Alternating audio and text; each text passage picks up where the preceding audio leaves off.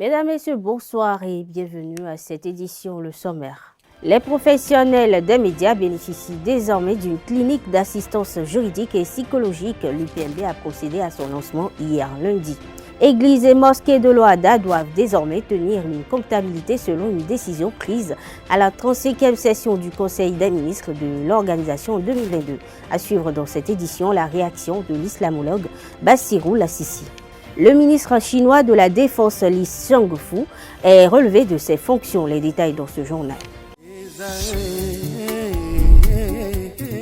L'École supérieure d'administration, d'économie, de journalisme et des métiers de l'audiovisuel ESAE offre de nouveaux challenges pour l'année universitaire 2023-2024. Étudiantes et étudiants, parents d'élèves nouveaux bacheliers, ESAE, c'est la garantie d'une formation de qualité à des conditions très avantageuses. À Gbedjromede, à Papa, à Boumekalavi et Parakou, inscrivez-vous en administration générale, administration du travail et de la sécurité sociale, trésor et finances publiques, impôts, diplomatie et relations internationales, journalisme et métiers de l'audiovisuel, gestion des marchés publics, planification et développement local, sciences économiques, sciences juridiques et toutes les filières des sciences de gestion. ESAE vous offre des bourses, demi-bourses et de réductions pour les premières inscriptions dans toutes ces filières. Waouh! En licence 1, 2 et 3 et en master, bénéficiez jusqu'à 50% de réduction sur tous nos sites. N'est-ce pas génial? Infoline. ESAE Gbedjromede, 3e rue à droite en quittant le carrefour Le Jador pour la BIBE Jéricho ou au plus 229 90 93 65 21 98 98 14 00 à Kpakpa au plus 229 52 88 33 33 à Boumekalavi au plus 229 52 88 44 44 Parakou au plus 229 52 46 12 12.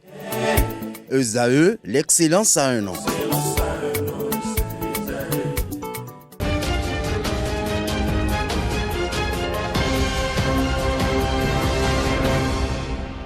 Bienvenue, une équipe constituée de directeurs techniques de la Sénat, de la plateforme des OSC et de la coopération suisse a séjourné au Sénégal du 15 au 21 octobre 2023, ce sous la supervision des membres du Conseil électoral et du directeur général des élections de la Sénat du Bénin. L'objectif de cette visite d'échange est d'écouter et de comprendre les fonctionnements des organismes en charge de l'organisation des élections au Sénégal qui réussissent leurs élections générales. À cet effet, la dite mission s'est rendue à la Sénat du Sénégal, au siège des organisations de la société civile, au ministère de l'Intérieur, au Conseil national de régulation de l'audiovisuel.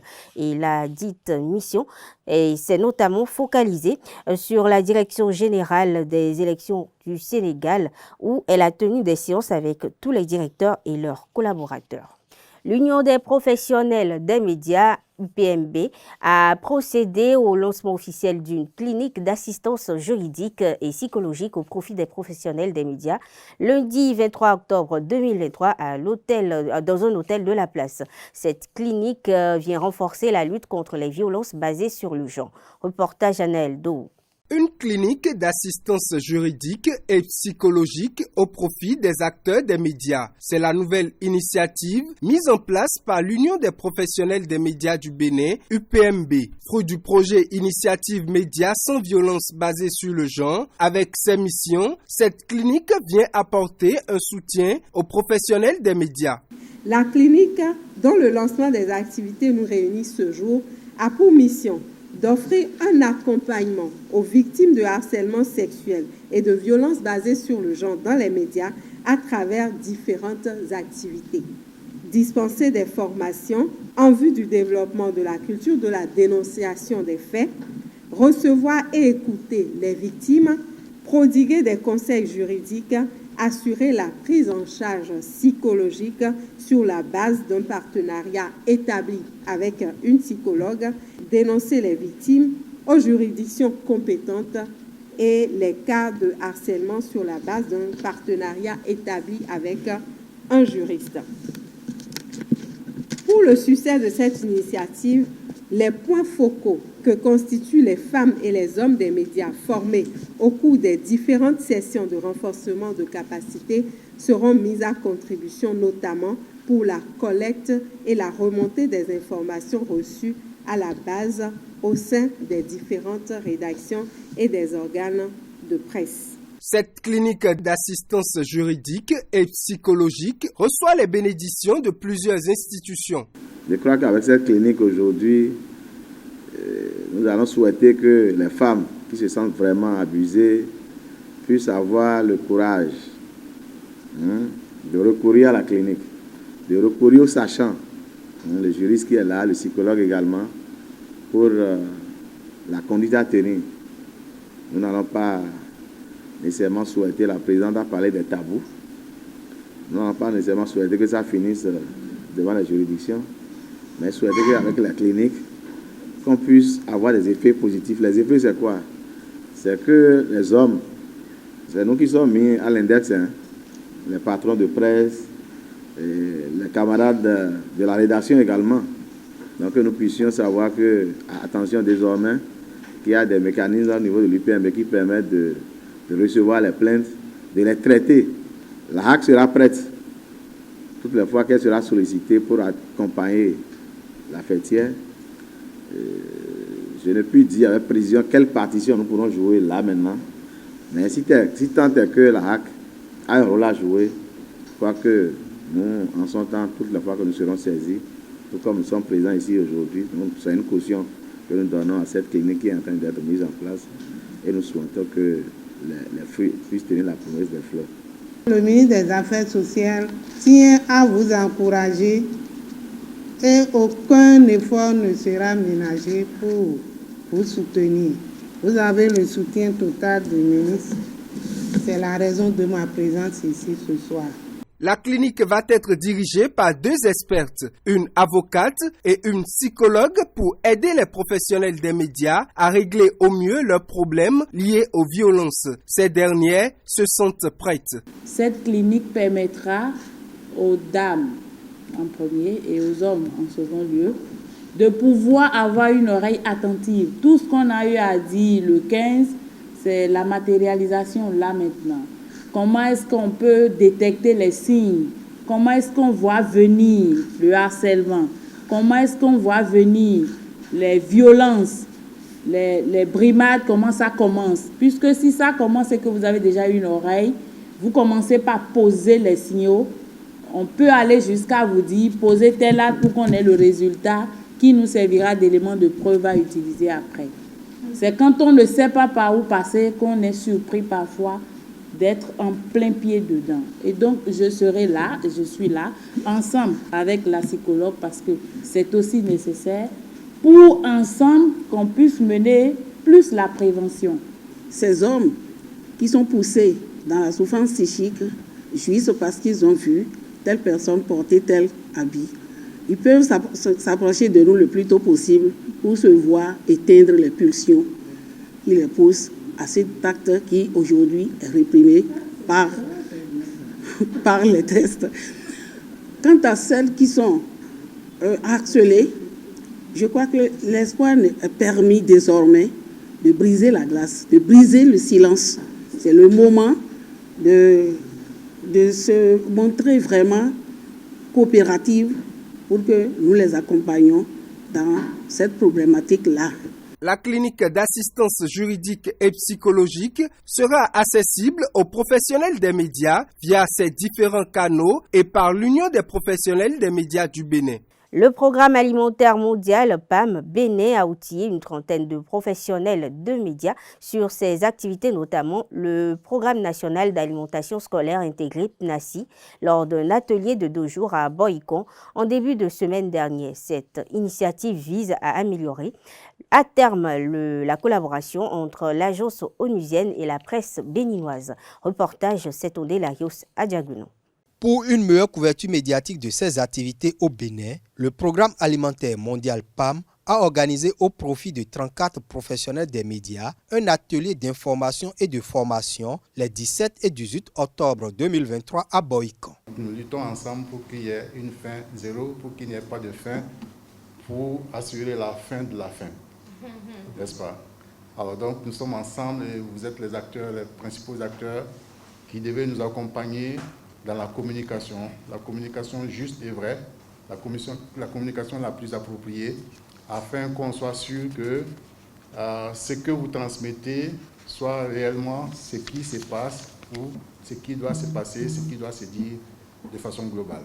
Pour ce faire, les cadres de l'agence onusienne ont entretenu les participants sur les interventions du PAM au Bénin. Des activités de logistique à celles d'appui aux petits producteurs pour l'accès au marché, en passant par le renforcement des capacités et gestion des connaissances, les activités de nutrition et notamment la mise en œuvre du programme national d'alimentation intégrée PNASI, les journalistes ont été édifiés dans les moindres détails. Au Bénin, nous avons comme activité principale le programme national d'alimentation scolaire intégrée, qui touche environ 1 200 000 personnes, élèves, qui reçoivent un repas chaud chaque jour dans 5 700 écoles, soit un taux de couverture actuellement de 75%. Ce qui est un vrai défi. Mais le programme, comme il s'appelle, il est un programme intégré qui ne concerne pas seulement le repas scolaire, mais qui aussi engendre et englobe d'autres secteurs d'activité.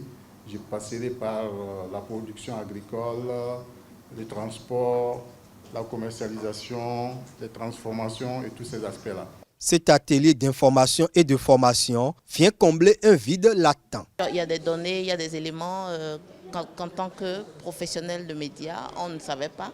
Autant dans les missions dévolues au programme alimentaire mondial, mais également dans l'articulation du PNASI. Nous avons été fortement outillés, renforcés par rapport à cela. Et derrière, comment est-ce que ça se passe sur le terrain? Comment est-ce que les cantines scolaires sont articulées dans les hameaux et tout?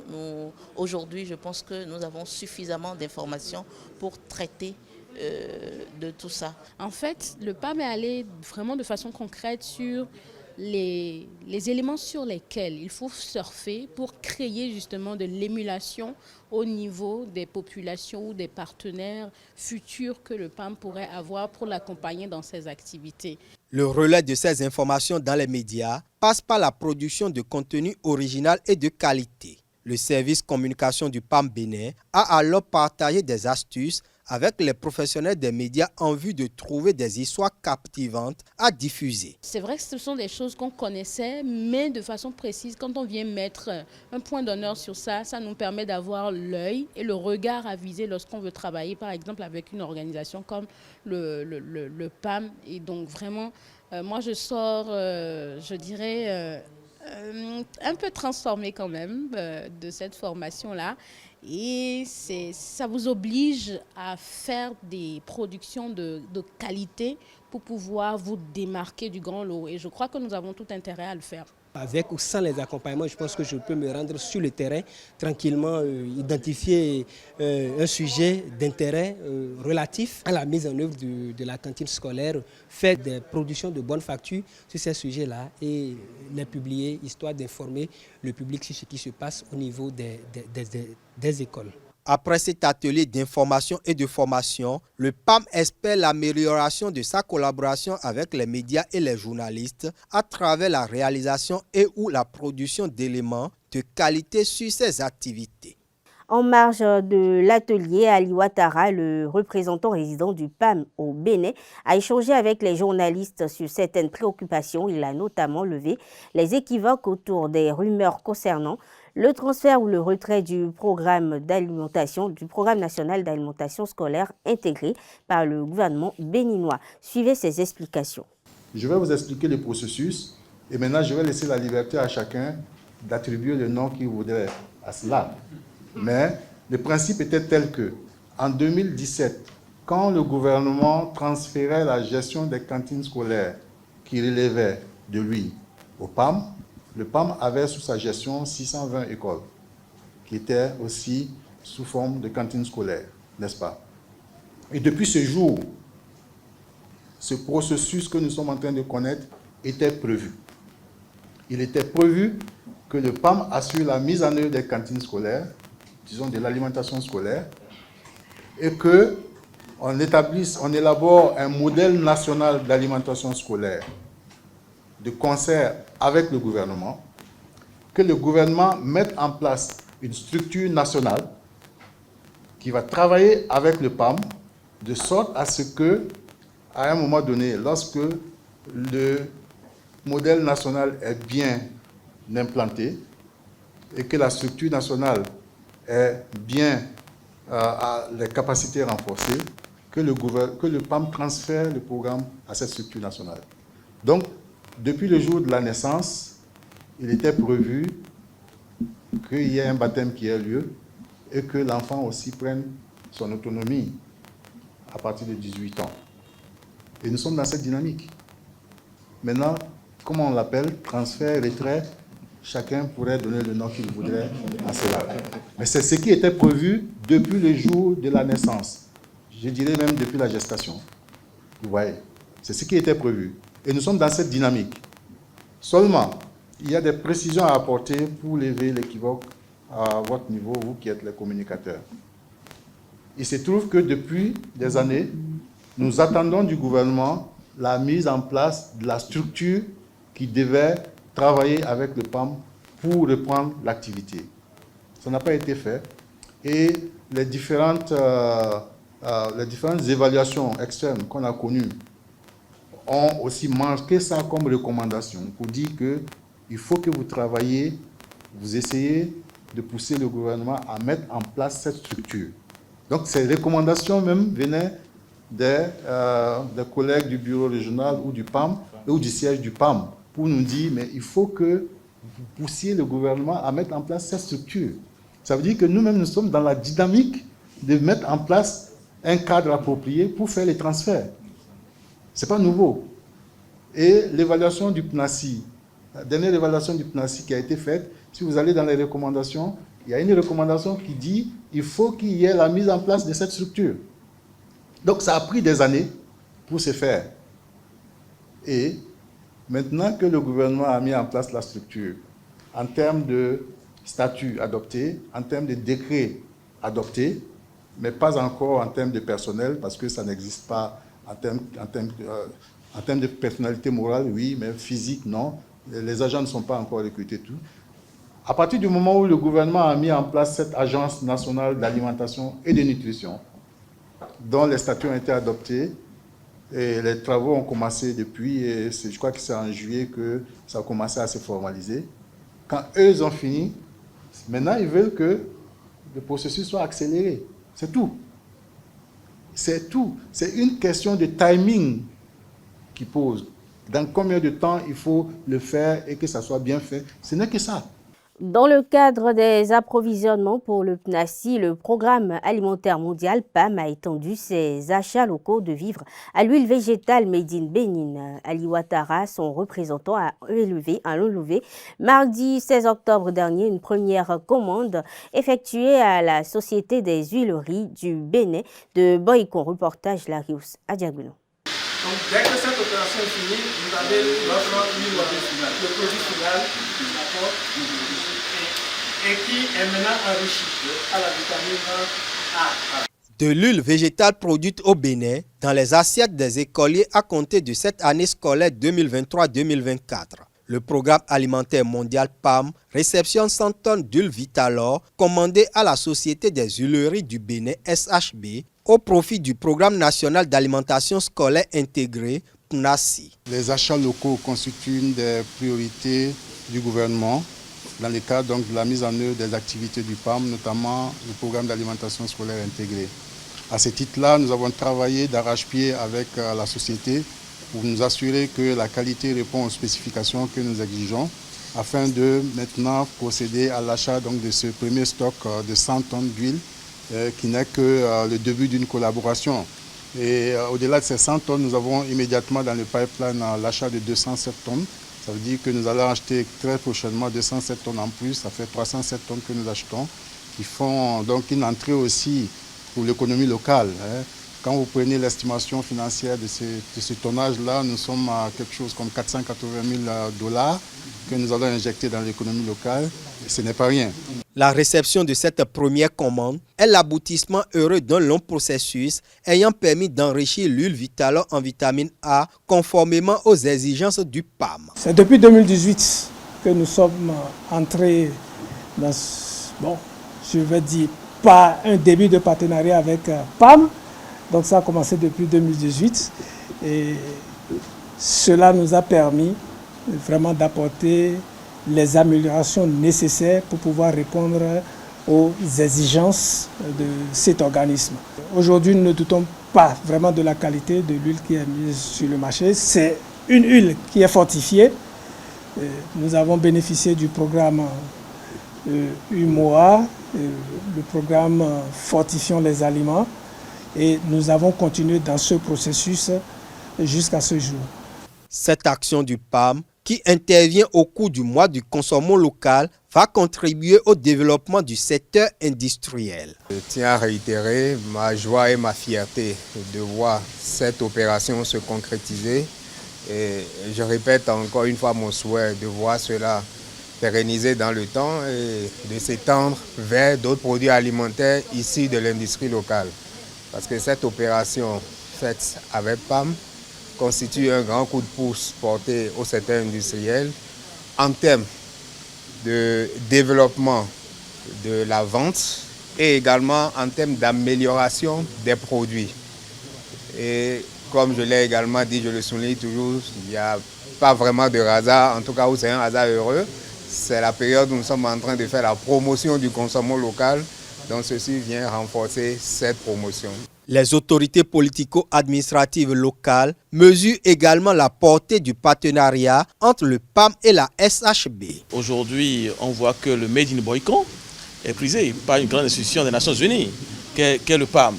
Et cela consolide les emplois de la SHB. Et peut-être même que cette commande de masse, qui annonce déjà une commande encore plus grande, va amener la direction de la SHB à recruter davantage de Boyconoises et de Boyconois. Et pourquoi pas les habitants des communes voisines. Donc je suis un maire heureux. L'autre joie que je tiens à exprimer aussi, c'est que ces produits de qualité servent à l'alimentation scolaire, à l'alimentation de nos enfants qui sont à l'école et pour leur permettre donc de se développer, ensuite de s'épanouir et pourquoi pas construire le Bénin de demain. L'achat de l'huile végétale vient compléter les autres vivres déjà achetés sur le plan local. Les céréales et les légumineuses, tout le maïs qui est livré au niveau des écoles est acheté, c'est de la production locale. Tous les haricots qui est livré au niveau des écoles, c'est la production locale. Donc nous sommes dans cette dynamique d'accroître le volume des achats locaux. Et au-delà des 307 tonnes d'huile, on va continuer à encore acheter davantage tant que la qualité répondra à nos exigences et aux exigences aux spécifications techniques. Vivement que la dynamique se poursuive pour non seulement le bien-être des enfants, mais aussi pour le développement de l'économie nationale. À l'instar des associations, les ONG, les projets de développement et les ordres professionnels à partir du 1er janvier 2024, toutes les églises et mosquées relevant de l'espace OADA devront désormais tenir une comptabilité. La décision a été prise à la 53e session du Conseil des ministres de l'OADA en décembre 2022. À cet effet, une équipe de notre rédaction s'est rapprochée de Bachirou Lassissi, imam et secrétaire général de l'Association mondiale de l'appel à l'islam pour s'enquérir de son appréciation de cette nouvelle. Il est au micro de Francis Fahami et de Nansirine Fatoumbi. Si les mosquées sont dotées d'une comptabilité, je pense que c'est un pas contraire à la loi islamique. Car l'islam d'abord veut du bon fidèle de régler même ses comptes d'abord avant qu'il retourne vers Allah pour rendre compte. C'est pourquoi d'ailleurs nous avons une phrase comme adage en islam qui dit « Hasibu anfusakum qabla an tuhasabu ». Il faut vous faire les comptes d'abord personnellement. Faites vos comptes d'abord avant que Allah subhanahu wa ta'ala vienne vous comptabiliser tout ce que vous avez fait comme action. Et beaucoup de versets coraniques sont allés dans ce sens. Yawma yab'athuhumullahu jami'an fayunabbi'uhum bima 'amilu. Le jour où Allah va regrouper tout le monde et fayunabbi'uhum bima 'amilu, et il va leur demander de faire le compte de leurs actions. ahsahullahu fanasu. Or, eux, ils ont oublié, mais Allah les a comptabilisés. Ce qui veut dire que si tu as peut-être pris un bien du bien d'Allah qui ne t'appartient pas, alors Allah t'a écrit cela et que tu vas rendre compte. Et comme beaucoup d'autres versets l'ont dit dans le Coran,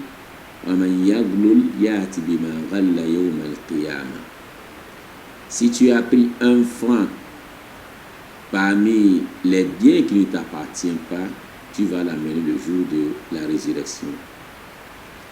C'est pour nous dire que la mosquée, ça appartient à Allah subhanahu wa ta'ala. Et tout ce que nous mettons dedans, nous le mettons aussi pour Allah. Si un fidèle vient donner quelque chose à la mosquée, ça devient pour Dieu. Et que tous les fidèles doivent en bénéficier de cela. Et s'il y a une fortune qui est destinée à une mosquée et qu'un plan a été élaboré pour ça, je pense que c'est la meilleure solution de l'utiliser comme ça se doit. Alors, et si l'État demande aux mosquées, ou bien une loi qui demande aux mosquées ou aux églises de payer une taxe, je pense que cette taxe aussi va contribuer au développement de notre communauté. L'application des règles d'hygiène tient en effet toujours une place essentielle dans la prévention des maladies transmissibles en milieu scolaire au Bénin, malgré la multiplication des actions et des efforts fournis par le gouvernement. Certaines écoles ignorent toujours ces règles. Au micro de Kanté Amoussou, l'environnementaliste Honora Agbotome dénonce ce phénomène. Suivons ensemble. L'enfant qui est envoyé dans une école, c'est pour quand même nous revenir, d'accord, avec des connaissances et même d'abord donner à ses parents ce qu'il lui a enseigné à l'école là, pour que les parents même puissent changer de comportement. Et même si ces lieux deviennent des lieux à risque où des enfants iront attraper des maladies pour les ramener dans la maison, là, c'est-à-dire, c'est l'inverse alors. Un lieu d'éducation qui laisse des ordures. Donc, se dit que ce lieu d'éducation ne dispose pas des poubelles. Et ici, c'est le cas. Et ici, l'État a tout mis en œuvre. Et il y a la société de gestion pour le ramassage. Mais qu'est-ce qu'ils enseignent à nos enfants, à nos relais de demain? Et la santé de nos enfants, de nos relais, ça nous préoccupe. C'est ainsi que nous avions fait la descente pour aller constater de visu l'insalubrité dans laquelle se retrouve cette école. Tout part d'abord de ces responsables d'école. Ils en sont conscients qu'ils ne doivent pas accepter les bonnes dames qui ne se seront pas conformées pendant les vacances, ne connaissant pas leur état de santé, que ce soit la tuberculose ou autres maladies qui vont peut-être transmettre à nos enfants là. C'est des dents qui doivent se conformer à cela par rapport à la question de la carte, se rendre dans un centre public pour se conformer avant de commencer. Et les promoteurs, les directeurs ne doivent pas les laisser franchir le seuil de l'école tant qu'ils ne sont pas conformés. L'unité spéciale de police fluviale et maritime a arraisonné 15 octobre dernier à la frontière maritime de Sem-et-Craqué 3 embarcations artisanales au mouillage sans les membres d'équipage. La fouille a permis de retrouver des colis de cannabis d'un poids total de 5 969 kg et 500 grammes. Une enquête est ouverte pour démanteler les membres du réseau. Hors du Bénin, plus précisément au Gabon, le demi-frère du président déchu Ali Bongo est radié de l'armée de la garde républicaine. La radiation de Frédéric Bongo est une décision du président de la transition Brice Clotaire Oligui Nguema, prise à travers un décret. Les raisons évoquées dans le décret sont lourdes. Faute contre l'honneur, la probité et les devoirs généraux. Faute contre la discipline militaire et des manquements aux règles d'exécution de service. Notons que ce n'est pas la première radiation pour le lieutenant-colonel Frédéric Bongo. Le 12 mars 2022, Frédéric Bongo avait déjà été visé par une discipline, mais son demi-frère, encore président à l'époque, n'avait pas entériné cette décision. En Pologne, le leader de l'opposition polonaise victorieuse aux élections du 15 octobre dernier a sommé ce mardi le président polonais de lui confier rapidement la mission de former le nouveau gouvernement. C'est le candidat aux fonctions de chef d'un gouvernement de coalition, Donald Tusk, qui a fait la déclaration. En Chine, Li Xiangfu, ministre chinois de la Défense qui n'a plus été vu en public depuis fin août dernier, est relevé de ses fonctions. Ce mardi 24 octobre, la nouvelle a été rapportée par la télévision d'État CCTV. L'annonce intervient après le limogeage du ministre des Affaires étrangères l'été dernier. Ce limogeage du ministre de la Défense intervient également à quelques jours seulement d'une délégation du Pentagone à Pékin pour un dialogue militaire de haut niveau entre la Chine et les États-Unis. Mesdames, Messieurs, c'est tout pour la page inter de cette édition. Ainsi prend fin ce journal. Merci de l'avoir suivi. Bonne soirée à toutes et à tous et à très bientôt.